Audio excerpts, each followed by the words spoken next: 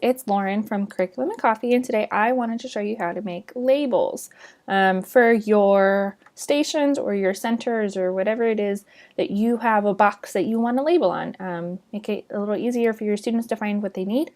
So I'm just going to start with an 8.5 by 11 paper. This is just a template. It's really easy to save templates.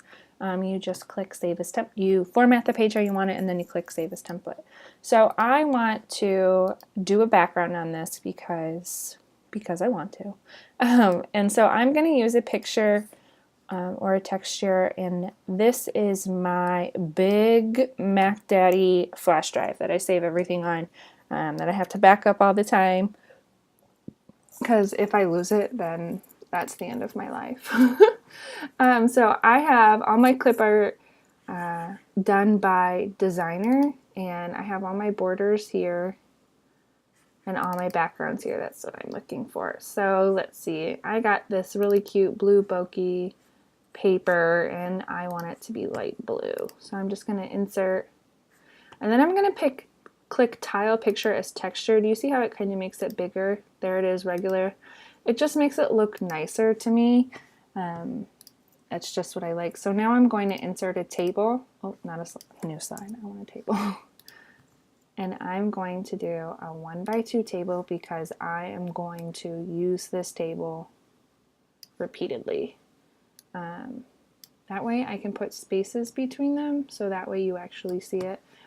So in order to align this to the center, I'm just going to click that, and it will put it automatically in the middle. Now my table design, I want a white background, but this one I want to have no fill, and I will explain that soon. So let's say that's about the size that I want my label.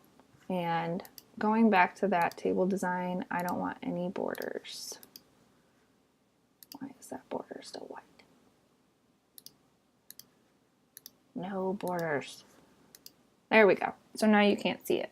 So inside of this box, so say I am going to put my Unifix cubes in here. I'm going to center it. I'm going to put it in the middle. And then I want a font that my students are going to be able to read. I want something that's easy. KG has a really good one, if I can remember the name of it. I usually know exactly what I want. There we go. Neatly printed spaced. And I want my font to be way bigger. So I'm going to and of course I always forget this, is you have to make a block.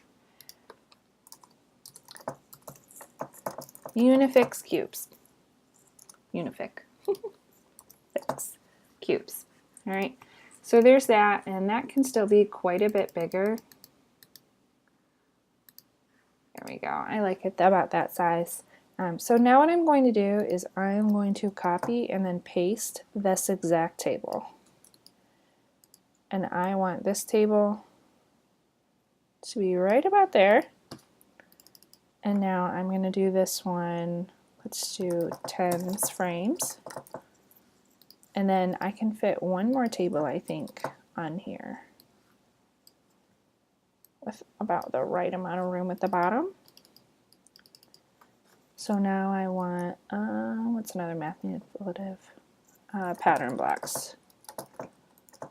And so this one I'm going to have to make a little bit smaller because I went to that second line and I don't want that. So there's that. So that's a quick, easy way to make labels. You could have also done the whole table, but that would have eliminated the pretty background. So that way when I go to cut it, I'm just going to cut right here, kind of in the middle, to make it even. And you could put a line there if you want to. You could insert a shape and just do a line, and then make your line the same length, and then just kind of eyeball it and put it in the middle there, and that way you have a frame of reference for when you go to cut. And then let's say I wanted the same thing down here, and that's about where I'd put it. So they're about even, maybe a little bit higher. There we go. So there you go. That's how you would make a wide label for any of your boxes. Let me know if you have any questions, or if you want to find out how to make something else, please let me know, and I would be happy to make a tutorial for you. Thanks, guys.